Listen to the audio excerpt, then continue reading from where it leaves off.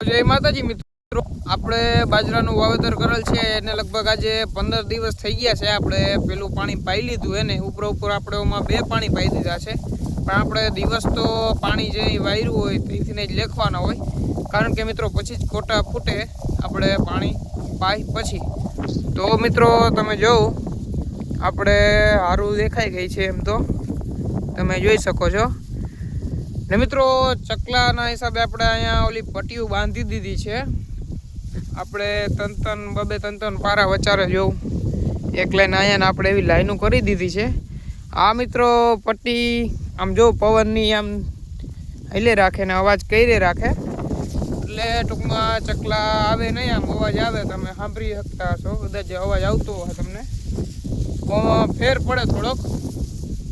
તો બાકી જો આવો કંઈક આપણો બાજરો છે 15 દિવસનો, તો આવો કંઈક હજી ઉગ્યો છે।